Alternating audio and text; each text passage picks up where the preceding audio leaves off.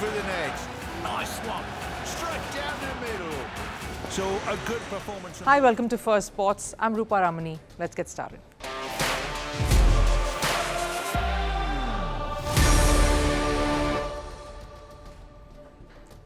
It's Friday and I'm super excited with what's lined up for you today over the next 30 minutes. First up, the T20 World Cup. Can't escape talking about what organizers are promising will be the biggest event ever. But what is upsetting the Indian cricket team ahead of their World Cup campaign, and especially with the biggest face-off, India versus Pakistan, coming up. More on that on the show.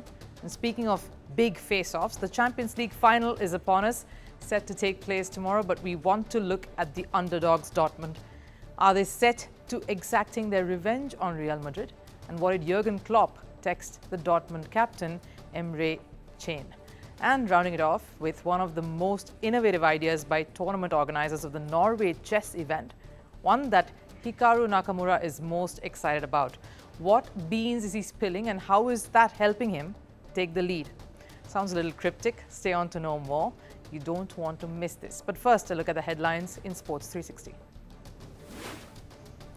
We'll start with cricket. England beat Pakistan by 7 wickets in the fourth and final T20 of the series. England dismissed Pakistan for 157. Phil Salt made 45, while captain Jos Buttler scored 39 in England's run chase. England clinched the series 2-0. The teams will now head to the T20 World Cup in the Americas that starts over the weekend. Over in football, former Manchester City player Vincent Kompany has been appointed as the manager of Bayern Munich. Kompany will replace Thomas Tuchel, who was sacked by the club. Bayern have signed a contract with Kompany till June 2027. He recently managed English club Burnley, who were relegated from the top division.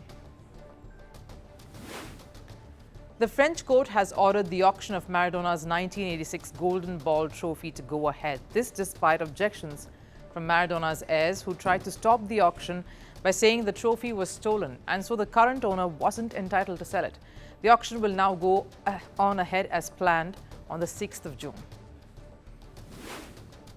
Over in tennis and in the French Open, world number 1 Novak Djokovic made light work of Roberto Baena to move into the third round. Over in the women's draw, world number 4 Elina Rybakina had a straight set victory over Arantxa Rus with a 6-3, 6-4 win. The 2022 World Wimbledon champion is also through to the third round. And in NBA, Dallas Mavericks thumped Minnesota Timberwolves 124-103 in the Western Conference Final. With a 4-1 series victory, Mavericks have qualified for the NBA Final. Luka Doncic was awarded the Magic Johnson Western Conference Finals MVP award for his series performance. Mavericks will face Eastern Conference winners Boston Celtics in the big final.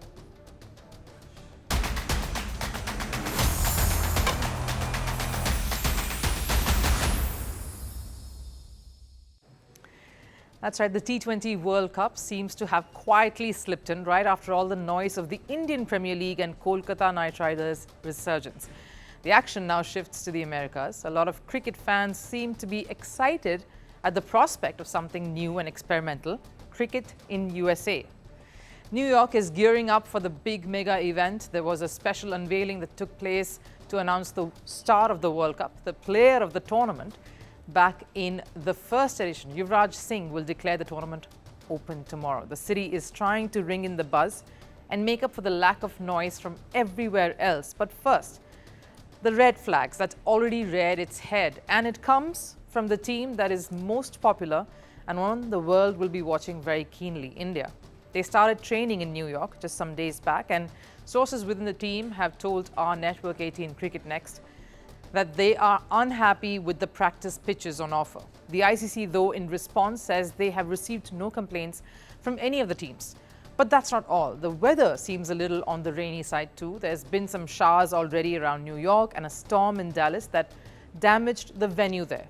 So there are quite a few worrying signs even before a ball has been bowled. But first things first, India's concerns and where does it stem from? Now, there are 3 venues in the US where the group matches are going to be held. New York, of course, Florida and Dallas. But our focus is New York. The venue in New York is the Nassau County International Cricket Ground, where India plays 3 of its 4 group matches, including the one against Pakistan, the game with the top billing. Now, why are all of India's matches in New York? Well, one, it's the biggest of the 3 stadiums. The capacity at Nassau is 34,000 compared to 20,000 seating capacity in Lauderhill, which is in Florida, and a very meager 7,500 in the Grand Prairie in Dallas. Second, of course, the syncing of the time zones. As the US has 6 different time zones, it's also about matching it to the predominant viewing audience, and that is over in the subcontinent. So India's matches are all lined up at around 8 p.m. Indian Standard Time or IST. So why is India crying foul over the pitches then? Now, New York has drop-in pitches unlike the rest of the venues. Why so? They do not have the facilities or the right kind of consistent weather and the temperatures to be able to develop, nurture and prepare the traditional pitches that are employed while playing cricket. So what's a drop-in pitch? It's a strip that is curated and made separately and just dropped onto the center, on the ground in the center. The first ever drop-in pitch was used in the 1970s during the Kerry-Packer series. It was first used in Australia in 2003 for a test match. In fact, Australia are the OGs in many ways when it comes to manufacturing and preparation of drop-in pitches. The Shane Warne or Anil Kumble of leg spin bowling. No one does this best. The reason why they resorted to this is so that they could multi-purpose a stadium for different sporting disciplines. It's highly economical and makes some sense. But we are talking about a World Cup here. So ICC got 10 drop-in pitches for New York.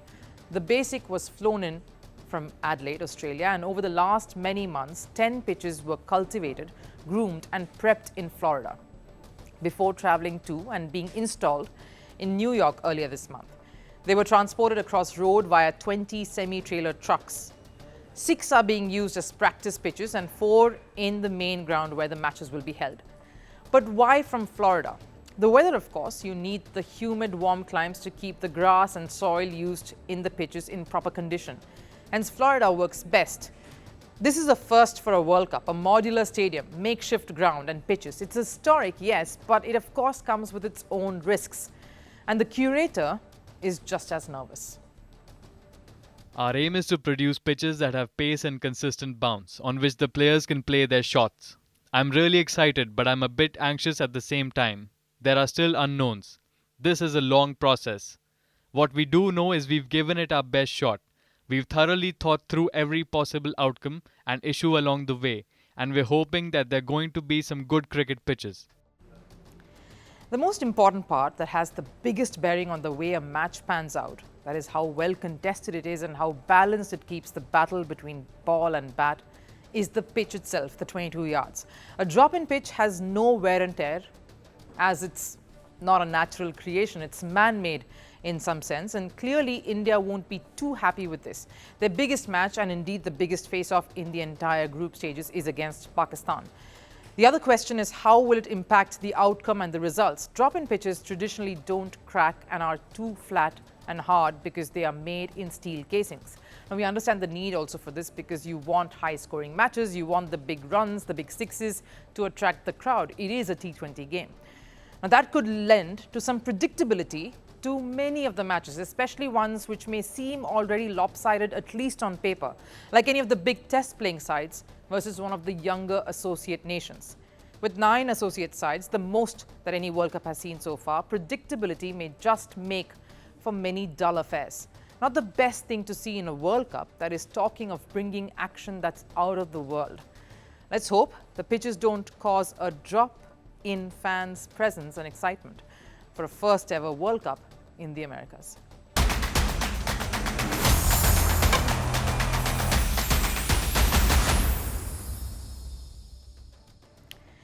The Champions League final is here, and it's a clash between a German club and a Spanish giant. It does not matter that an English club is not in the final because the Wembley will be decked up for this one. Real Madrid, the kings of Champions League, take on Germany's Borussia Dortmund. And today we talk of Dortmund, the challengers to the throne who have scripted one of the most captivating narratives. Statistically, the odds may favor Madrid, but in the world of football, it's about more than just numbers. It's about the heart, the determination, and the strong belief that anything is possible. Dortmund is a shining example that it is the season of the underdogs, a season of Germany's rise in Europe, Italy's comeback, bringing the end of England's monopoly.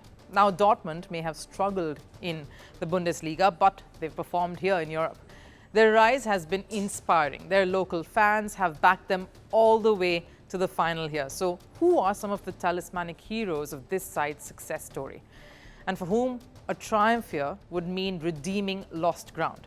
We'll start with their fearless manager, Edin Terzic. Back in 2012, when Jurgen Klopp's Dortmund beat Bayern Munich 5-2 in the German Cup final, Terzic was the assistant coach of Dortmund's under-17s. The same Terzic, who was celebrating Dortmund's domestic double like any other fan in the streets, has now led the senior Dortmund side to one step closer to glory. And he's not done just yet. Our goal wasn't to qualify for the final. Our goal is to win the Champions League. And if you want to win the Champions League, you have to beat the champions. They've already had this experience 14 times. They've won the Champions League 5 times in the last 10 years. That means if we look at it statistically, as coaches we are always confronted with statistics. Before the season they were already 50% certain to win it again this year. None of that matters. Terzic is motivated to disprove numbers and overturn history. And backing them to go all the way here is their former manager Jurgen Klopp, someone who knows what losing a Champions League final feels like. The last time Dortmund qualified for a Champions League final was under him in 2013, where they suffered an agonizing loss to Bayern Munich. And now the tactician Jurgen Klopp is cheering on his former club from the sidelines. He's been in touch with some of the players, like of course Dortmund captain Emre Can. He received a text from Jurgen Klopp that said, "Go beat Real." And that tells the story, doesn't it? Can played under Jurgen Klopp at Liverpool. He was part of the Liverpool team that played the Champions League final in 2018, a heartbreaking one that they lost to Real Madrid. So that text from Klopp is him urging his player, who now captains Dortmund, to exact the revenge for that loss. And Dortmund wants to go all the way. They've bulldozed their way through the rest of the competition, leaving defeated giants behind them. They beat Paris Saint-Germain in the semi-final, the star-studded lineup that included Kylian Mbappe, and just the kind of attacking football that they've always played. So far has earned them fans from every quarter. The football world wants Dortmund to triumph. Sure, Real Madrid clinching a 15th Champions League title will be historic, but who doesn't love an underdog story? They might not have the same financial resources as some of their rivals, but what they lack in star power, they more than make up for in grit and determination. They've nurtured their young talents, turning them into formidable competitors. And then there's Marco Reus, a symbol of Dortmund's resilience. From experiencing heartbreak in their last Champions League final in 2013 to hoping of leading his team to redemption in this, his final season. Reus embodies the spirit of never giving up, and he has cherished the journey so far. Just look at the way Dortmund celebrated their win in the semi-final. Marco Reus, absolutely delirious.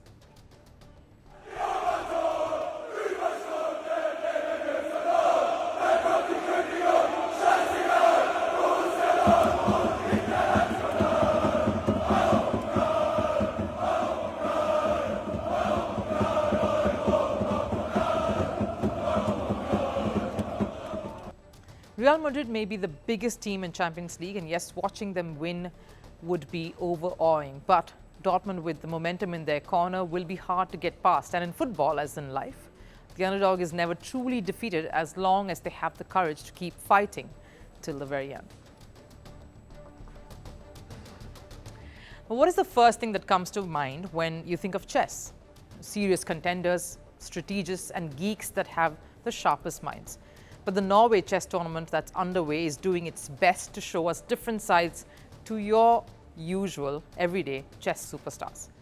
Now, don't get me wrong, Magnus Carlsen is an exception. He doesn't need any exterior help to being witty, wacky, and that extra bit zingy, and I'm a fan. Norway Chess organizers have what is called a confessional booth, not the one in church where you can speak about your sins and be at peace. It's private, so the anonymity helps. The idea here is pretty much on the same lines. So how does this work at a chess tournament?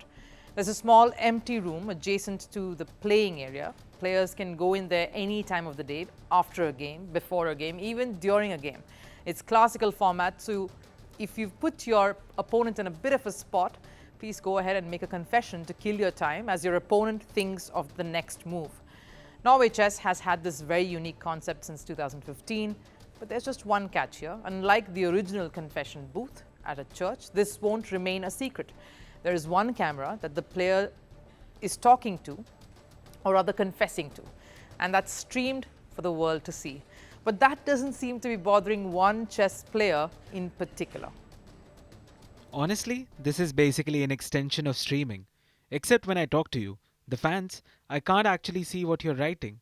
So I look a bit like lunatic, because there is a streamer meme which goes, "Who's he talking to?" That's probably what it seems like to some people. That's, of course, Hikaru Nakamura, world number 3, one of the best chess players in the world. He sees this as something a little silly, yet he's the one who's kept the confessional camera rather busy. Quite a regular visitor, and here's the thing, the increase in number of visits to that confessional booth have resulted in a sharp increase in his sense of humor, his wit, and a contrasting decline in his inhibitions. Nakamura is beginning to show he's the king of the chessboard and the confessional booth. Last year, people seemed to enjoy me coming to the confessional booth and pretty much wasting my time talking about chess or whatever rather than playing the game. So we're back once again. And he's right. Fans have loved Nakamura's confessions. It's like a break from the usual OTT platforms to catch something real. And here's the kicker. Nakamura truly takes confessions rather seriously. Nakamura always had fans for his game, but he's gaining a separate fan base for his confessional game. And most of these are during a game itself, which makes me wonder, does this all help him more? Help him focus? What is he doing? And in this manner is that he takes his attention away from all the tension that's going on during the game and focusing on other things. And that's clearly helping him stay more lucid and in the zone. He's coming over and rambling along, and somehow that's translating to keeping him sharp while he's playing. The proof is in the results. He won the tournament last year, and now too, after 4 rounds, Nakamura is top of the leaderboard, especially after his win over Indian chess star Praggnanandhaa. He also takes the occasional dig at some of his opponents, like world champion Magnus Carlsen. Nakamura revealed Carlsen had had a big meal, wolfing down something right at the start of his game. Nakamura's unique take on the game, his opponents, and his own state of mind has kept fans thoroughly entertained.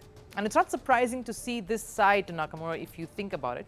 He's known for his unconventional playing style and his willingness to take risks. He's not afraid to shake things up once in a while and try new things. And that's what the world is witnessing via the confessional booth. Because when players are racking their brains about their next move, Nakamura is up and about giving his monologue to viewers who are by now sitting ready with their popcorn to consume the next salmon. Thanks to Nakamura's regular attendance, others too have braved it to enter the booth. Praggnanandhaa and Carlsen made quick pit stops to make their confessions, but theirs don't quite have the edge that Nakamura's does. Praggnanandhaa spoke seriously about his own position on the board during the game. So Nakamura has cracked open another avatar of his in some ways, and it's leaving fans wanting for more. An absolutely stunning concept that Nakamura is acing, king of chess and now apparently of confessions as well. Time for last serve. We've seen so many celebrations and amazing victory parades over the last few weeks, and today we bring you Olympiacos rejoicing the event of becoming the first Greek team to winning a European title. And the city of Pirou was bathed in Olympiacos' victory march.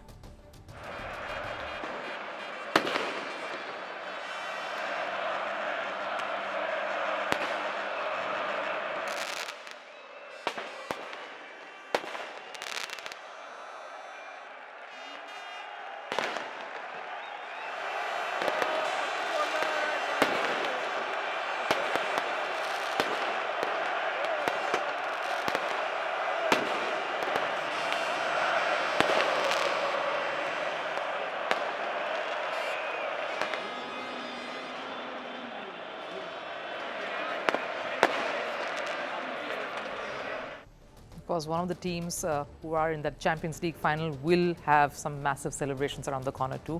The only guess is which one that would be, but that does it here on Firstpost. Have a great weekend. I'll see you again on Monday.